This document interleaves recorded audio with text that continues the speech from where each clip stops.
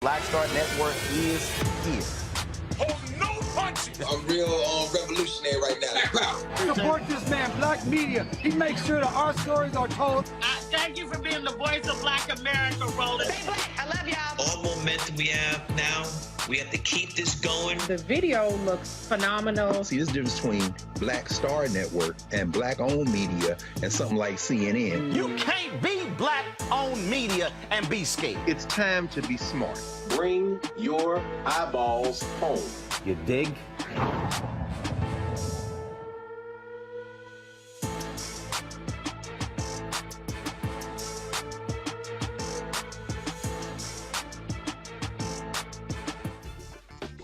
What up, folks? Today is Tuesday, August 16, 2022. Coming up on Roland Martin Unfiltered, streaming live on the Black Star Network.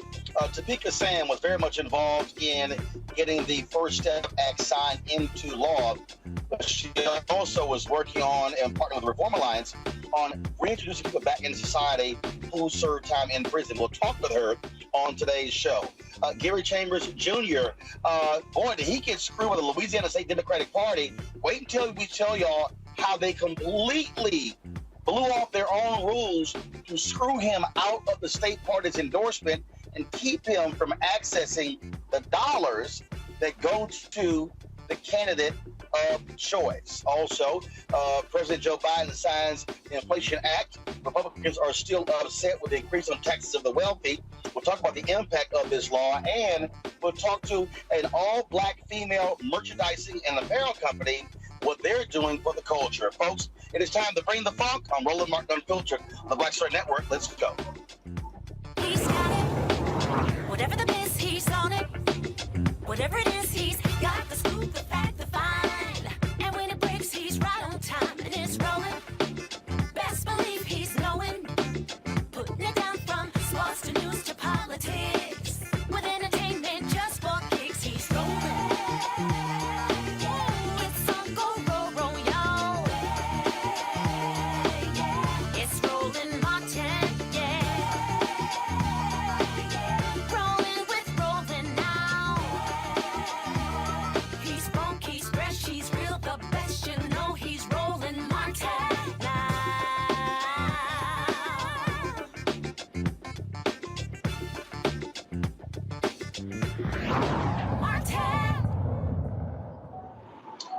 Hey folks, Roland Martin here. Yes, I'm in the car driving. I just returned from Los Angeles, where I was at the City and Taylor Golf Tournament.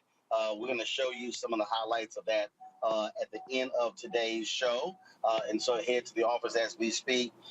My guest at the top of the show is Topeka Sam. She is the executive director and founder of Ladies of Hope Ministries. They are focused on helping people re-enter society. Topeka has a story for her own about her re-entry into society. She also was very much involved in the passage of the First Step Act, which has freed thousands of people who were in federal prison.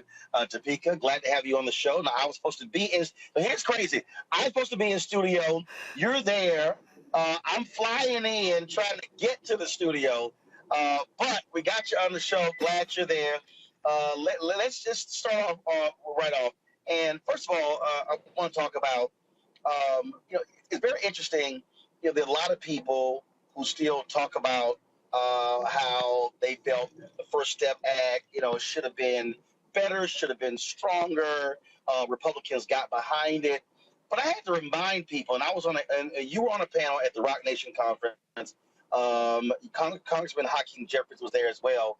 When the reality is, black folks who are really involved in that, and they said, damn Donald Trump, we got to get our people out of prison and not get so caught up in saying, oh, he can't get a win. So talk about how important that was from the perspective of the people who were affected, not the political folks, those who are in prison. Absolutely. Well, first of all, thank you for having me. You did get me in the studio and you're not here, but it's all good. I'm just happy to be here anyway. Well, what I would say about the First Step Act, it was the first piece of legislation that freed, as you mentioned, thousands of people since locking up hundreds of millions of black and brown people. And for us, it was people over politics, right? For the sisters and brothers that I communicate with every single day since my release from federal prison, when I asked them, what should I do? They said, you have to go in, because if you're not there, then that means we're not there. That there are other people that are there at the table that are not speaking for us, that are not bringing in our concerns, that have not lived our experience. And so for me, irrespective to the noise that was happening, it was important that I did what I would want anyone to do for me, which is go in, make the changes that are necessary to try to bring our people home. And look, there are people, look, we all have political leanings and things along those lines. And I remember meeting with Jared Kushner myself, trying to get an understanding of what they were doing. But this was a case where I had to remind people in the House, led by Congressman Hakeem Jeffries, who pushed this thing through. You have some Republican support, but it was also Democrats who strengthened it in the Senate. Yeah, so, it was interesting because, with Van Jones, Jessica Jackson at the time through Cut 50, when we were working on that, we had met with the Black Caucus. And it was interesting how, often we forget what led us to these issues, right? So it was both black and brown elected officials that allowed legislation to pass to lock up millions of black and brown people. So it would take the same people, if not others, for us to be able to be free. And so when you don't lean either way, but you really lean to the people, then you understand really what the people needs. And without this legislation, if we would have waited until today, we would have been still waiting, because in this current administration to date, we haven't seen any real efforts as it relates to releasing people from prison and really big decarceration efforts. So, I'm just grateful to have been a part of that history-making legislation that allowed, like you stated, thousands of my sisters and brothers to be free. And again, one of the things that we talked about there actually was a stronger bill in the last year of Obama's presidency than the First Step Act, but you had some Democrats who said, oh, if Hillary wins, we can get a stronger bill. Well, she didn't win. That's a perfect example of you have to also sometimes take what you can get today and then come back tomorrow. So this was called the First Step Act, which implies there should be a second. Absolutely, and a third, and a fourth, and hopefully the full decarceration of people from prison and jail. So look, you know, as you mentioned, we can't wait for another person, another administration, when there are people who will die in prison without us advocating for them and getting them out now. My people in prison, and even when I was in prison, I wouldn't have wanted to hear for advocates, people who I elect into office, to then tell me that I need to wait until another administration comes just because you don't want to either get a win for someone or wait for someone, which then speaks to really the culture. So do we truly believe that people deserve these fair chances, second chances, and deserve to be home from prison and jail, or not? And I think that's why we do the work that we do at the Ladies of Hope Ministries, because we do believe and understand the necessity for fair chance and opportunity critically around this country for our sisters and brothers coming home from prison and jail. And let's talk about that coming home from prison. You know, people automatically assume, oh my goodness, a person is so excited and happy to be released. But it's a whole different world for many of them, especially if they've been gone 5, 10, 15, 20, 30 years. The world they knew no longer exists. Mm-hmm. I mean, for me, I often, you know, joke and say when I went into prison, there was an iPhone 3, and when I came out, it was an iPhone 5. So not much changed for me. But I had been incarcerated with sisters when they came home 19, 20, 25, 30 years, who went in, I'm from New York, so they were tokens, right, to get on the subway or the bus. And now they're Metro cards. They never had an ATM card. They don't know where, you know, because of redistricting and everything else, you don't even know where to go. The fact that you have to try to find something to eat, a place to live, and a job in a very short period of time without support. And so, you know, it's important that we understand that there are over 20,000 barriers to people who are coming home from prison and jail each year. 20,000.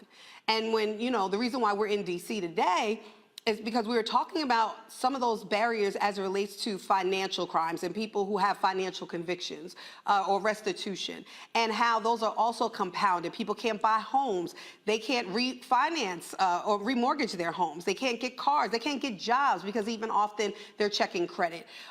They can't get a credit card. It's so much that these additional punitive causes and also harms that people or the country is doing to our sisters and brothers are just really, really deplorable. And for us, it's how we bring awareness to these issues so people have more compassion and empathy to give people those fair chances that they truly deserve. Because let's face it, 95% of all people who have been incarcerated are coming home one day. Do we want people to come home smarter, healed, and better?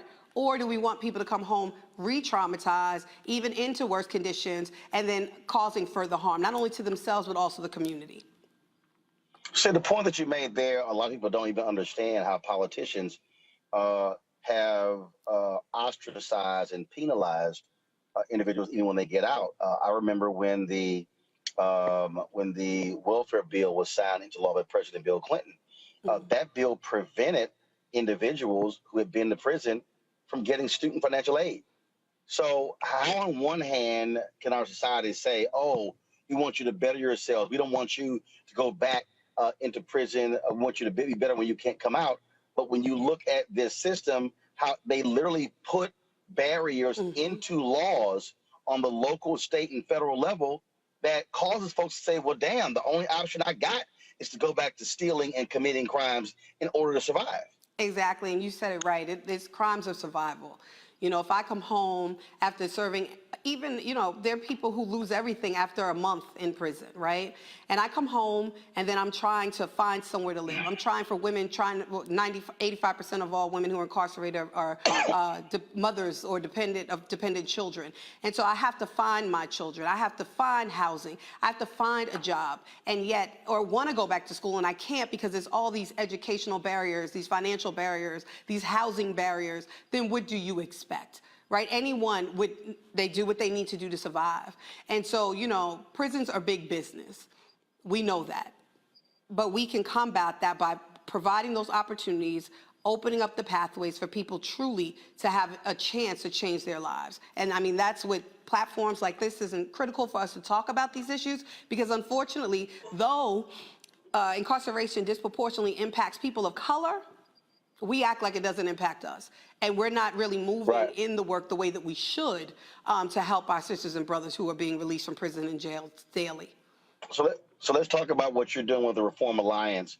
Explain what this initiative is. Yeah, so we launched a campaign called Remission Now in partnership with Reform Alliance, and it's to bring awareness to, on a federal level, people who have restitutions or financial debts that they have to pay after incarceration, that this is considered a lifelong sentence. For example, you have sisters who have ranging from $2 million to $550 million of restitution that, one, they never even received any of that income, but two, they'll never pay it back in their life. They spent years in prison. They come and paid restitution payments while they were inside, came home on probation or parole, still have to pay those debts, and then when they get off, up to 20 years of having to pay those debts. And that is just being overly punitive, over-incarcerating people within the community, and it's just shameful. So on a federal level, the President of the United States can use their clemency power. We hear so often about clemency and pardons, but there's something called remission that is a part of the clemency or pardon application that will allow the president to relieve that debt that a person has been sentenced to give. And so we're bringing awareness to this issue. We're having an event at the Eaton Hotel, a lunch and learn on Thursday, August 18th, from 11:30 a.m. to 2:30 p.m. and invite anyone to join us so they can learn more about these issues, learn how they can continue to work with us to advocate for these issues and begin to, change what's happening again with our sisters and brothers around these types of charges. I'm going to bring my panel now. I'm Dr. Mustafa Santiago Ali, former senior advisor for the environmental justice at EPA, Teresa Lundy, principal founder of TML Communications out of Philadelphia, Demario Sullivan Simmons, rights attorney, founder of Justice for Greenwood in Tulsa, Oklahoma. Mustafa, you're first. All right. Well, sister, thank you so much for all the work that you're doing. I mean, I know we've got about 2 million folks in our country who are incarcerated in, state prisons, federal prisons, and other incarceration. And I'm just curious, when we have that big of a set of problems, what are the additional resources that we need to get to organizations like yours and others to be able to make sure the right legislation is in place? Absolutely. So thank you for that question.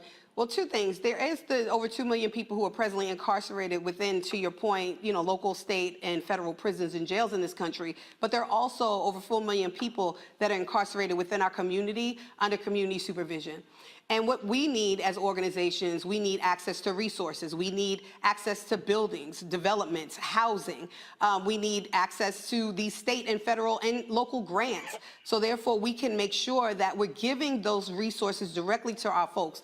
I mean, let's face it, often community-based organizations like mine that are ran by previously incarcerated people of color and women, we're the least looked at as it relates to funding and opportunity. And so we have to diversify our funding when in fact it's those state, local, and federal grants that really sustain the work that we're doing so that we can be larger organizations like we see out there. And so I would say that's what we need so we can continue to hire people from our community. We can continue to pour those resources and opportunity into our people so that we can have better, safer, and healthier communities for Black and brown folks in this country. Teresa.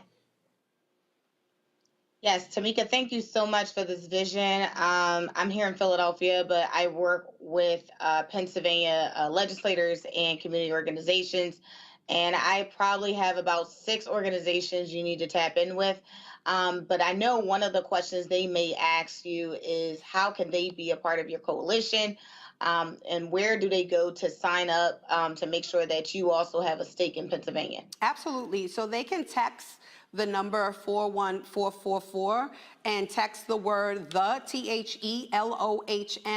2022. And then get, connected to our work, to our movement, to what we say is our epic vision of ending poverty and incarceration of women and girls globally, to our website, thelohm.org, any social media platform at the LOHM. And again, join us on Thursday at the event here in DC to learn more and connect to us. I do have one other question, and that is the First Step Act dealt with the federal level. Have others seen movement improvement on the state level? Because typically what you often hear is that when things happen on the federal level, that impacts what happens on the state. So are we seeing states try to reduce prison populations? We have seen it very far and few in between, but even as we see these efforts happening around the country, we're also seeing the number of women who are in prison increasing, right? Like we know it's an 800% increase of the incarceration rate of women over the last 20 years. And so while even— Why? I argue to say, you know, once black men were taken off the street, then they started kidnapping black women. That's just what it is. And often when you leave, you know, a person single with children with no resources, men are in prisons and jails, then often, you know, there comes substance misuse, mental health issues, sexual trauma and violence, early childhood trauma, all of these other issues that we don't talk about in our communities, but they are driving forces of what's happening to women in prison. Outside of misogyny and patriarchy and all the racism and all the things that we understand that are part of the why. But for us, it's important that we take that, we understand what's necessary to change that, which is what we're doing, and other organizations around the country are. I mean, we decided that because we didn't see a lot of organizations that were doing our work or our housing model. We have a house in the Bronx, one in New Orleans, Louisiana, one in Trinidad and Tobago, just closed on a house in Prince George's County, Maryland. And because we couldn't get with developers or real estate agents or brokers who would rent to people who have convictions, we decided to get into that ourselves. So we're building our first 20-unit affordable housing development project in Miami, Florida, and we're scaling our work because we know exactly what we need in order to successfully succeed in the country. And you made a point, the question I think was from Mustafa when you talked about the support that you don't get. Let's just be frank, even in this space, when it comes to, I'll say, white philanthropy, that money is going to white-led organizations that are dealing in this space, as opposed to black-led or people of color-led organizations that know very well the work, and we see this in multiple spaces, even in black. Yeah, what I would say, you know, the irony of that is that in our work, we only really get funded by two foundations or people, individuals of color. Everyone else that funds our work, which, you know, for me, I'm grateful that people notice our work and want to support our work, but also saddened that not enough people of color are supporting our work. And so, you know, it is important that we also elevate those issues because, again, as I mentioned before, you know, incarceration, poverty disproportionately impacts people of color. So why aren't people of color investing in people of color in order to do the work in the way that we also know how? So, you know, that is a conversation that often we do not talk about. It is true that as a black woman who was previously incarcerated, it is incredibly difficult that each and every time I'm going for, you know, funding, I have to continuously talk about my trauma, which is exhausting each and every day. And that sometimes when we're going for different funding opportunities, that we will get a third of what another organization, a white-led organization, will get, you know, 3 times what we've asked for, who do less work than we do. And that is something else that needs to be addressed. But I think it's, you know, important that while there are organizations like our organization that is actually doing this work, that people know what we're doing, how they can get involved, how they can connect us to these resources, not only through foundations, high net worth individuals, corporate social responsibility, ESG, all of the things in order to help us to help ourselves. This is the last question. You mentioned, I feel I sound like a Baptist preacher. You mentioned the problems with acquiring housing. Have you had any conversations with the black real estate brokers? I spoke at their national convention a couple of weeks ago. I'd be curious if you considered reaching out to them and partnering in this space, because I mean, these are people who sell homes. Yeah, well, I have. Maybe I haven't reached out to the people you did, so if there's any contacts you can make, that'll be great. But what I go to the top, so it'll be the CEO and chairman of the board. Well, take me there, because often even, you know, presidents and CEOs aren't chair people. What I find, even where we are in Louisiana, for example, and even in the Bronx, we're in communities that are, you know, of color, and there are still these biases, not in our backyard. And it goes also to developers often, also, brokers and real estate agents that they just do not want to take the chance. So it's not necessarily where I notice that it's biased based on color. It's just biased based on what people think around people who've been to prison. Absolutely. Okay, so for the folks who are watching, the folks who are listening, how can they reach your organization? If they want to give, they want to assist, they want to support. Absolutely. So again, they can text the word THELOHM 2022 to the number 41444. They can go on our website, thethelohm.org. They can follow us on any social media platform at the LOHM, or they can follow me at Topeka K. Sam, or any platform as well. All right, Topeka, I appreciate it. Thanks for coming in. Looks like I'm almost there for all this traffic, but hey, that's the world. But luckily with technology, we still made it happen. I appreciate it. Good luck, and keep us abreast of how things go. Absolutely. Thank you so much for having me here. I feel you in spirit, even though you're not really here present with me, but grateful for this opportunity. Thank you. Absolutely. I appreciate it. Thanks so much. Folks, coming up next, we're going to talk with Gary Chambers Jr. Man, did he get screwed by the Louisiana State Democratic Party when it came to getting their endorsement. Wait until you hear from him on what happened. That is next right here on Roland Martin Unfiltered on the Black Star Network. Don't forget to support us in what we do, folks. Download our Black Star Network app, Apple phone.